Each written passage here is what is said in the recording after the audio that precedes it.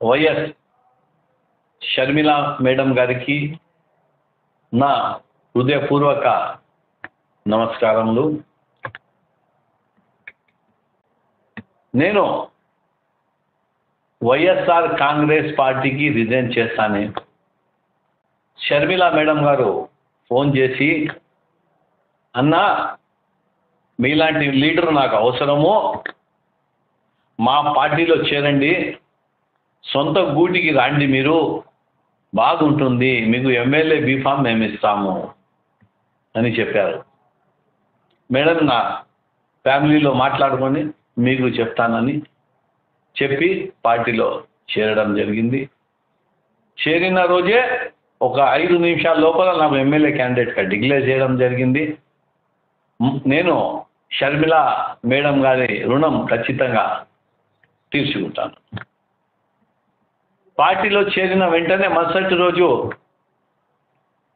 అఫ్జల్ ఖాను 5 కోట్లకు అమ్ముడు పోయారని పేపర్లో, సాక్షి పేపర్లో, అది మీ పేపరు, మీరు ఎట్లయినా రాయొచ్చు, మీ ఇష్టం, మీకు అడ్డం లేదు. మేము ఖాన్స్ మాట ఇస్తే మాట తప్పం, మేము డబ్బుడు అమ్ముడు పోం. ముఖ్యంగా కడప జిల్లా వాసులకు నేను క్షమాపణ కోరుతున్నాను. ముస్లిమ్స్ తరఫున నాకు చాలా బాధాకరంగా ఉంది.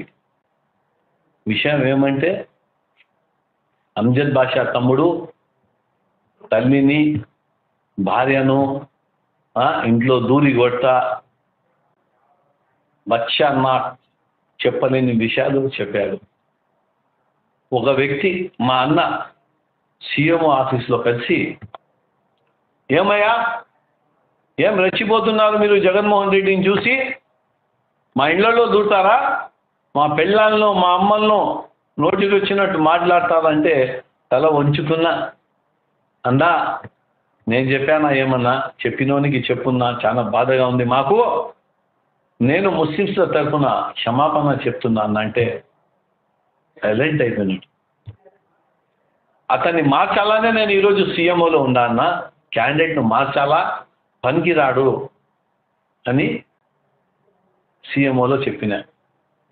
ముఖ్యంగా వైఎస్ఆర్ కాంగ్రెస్ పార్టీ లీడర్లకు, కార్యకర్తలకు, అన్నలకు, తమ్ములకు, అక్కలకు, చెల్లెళ్లకు, కడప ప్రజలకు, జిల్లా ప్రజలకు, ప్రతి ఒక్కరికి పేరు పేరున నా హృదయపూర్వక నమస్కారములు. నేను వైఎస్ఆర్ రాజశేఖర ఫ్యామిలీని 25 సంవత్సరాలతో నమ్ముకొని ఉన్నాను. కానీ నాకు చాలా అన్యాయం జరిగింది. సర్వేలో నేను రాకపోతే ఎట్లా అన్నా, స్టేట్ చైర్మన్ ఇస్తామన్నారు. స్టేట్ చైర్మన్ నాకు వద్దు, నాకు ఎమ్మెల్సీ కావాలా అని చెప్పాను.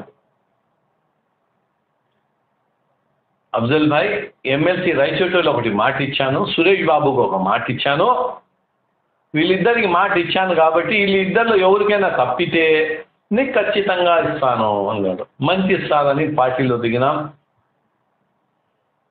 పార్టీలో దిగి పార్టీకి బాగా పనిచేసినాము. నా మొదటి పని పార్టీలో బీజేపీతో మేము కలవలేదు, మేము ఇండివిజువల్గా ఉన్నామని సుమారు 10,000 మందితో ర్యాలీ చేసి ఘనంగా ప్రజలు నమ్మారు. ఎందుకంటే అఫ్జల్ ఖాన్ తప్పుదారి పట్టించాడని. మనం ఓడిపోయినాం.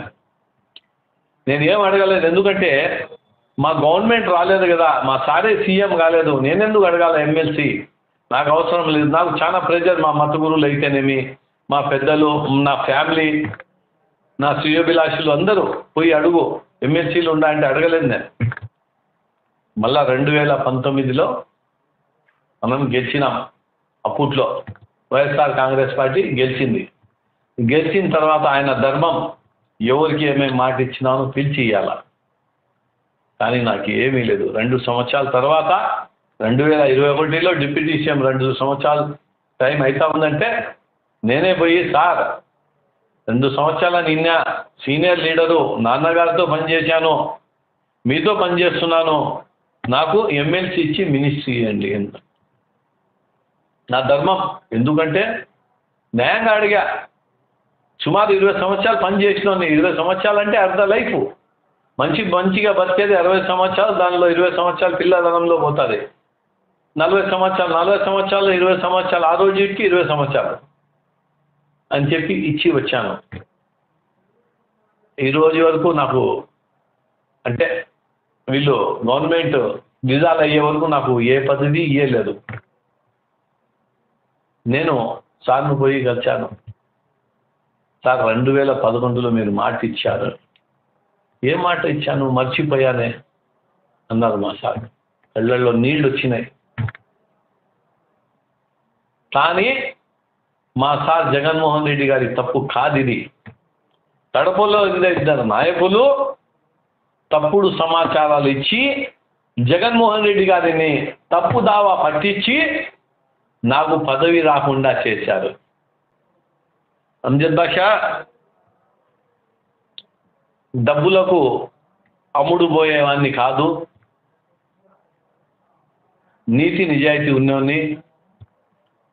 నేను ఒకప్పుడు అమ్మిన ఆస్తులు కొంచెం ధరలకే, నీళ్ళ ధరలకు అమ్మినా. ఈరోజు ఆ ఆస్తులన్నీ పెట్టుకొని ఉన్నా కూడా 200 కోట్లు.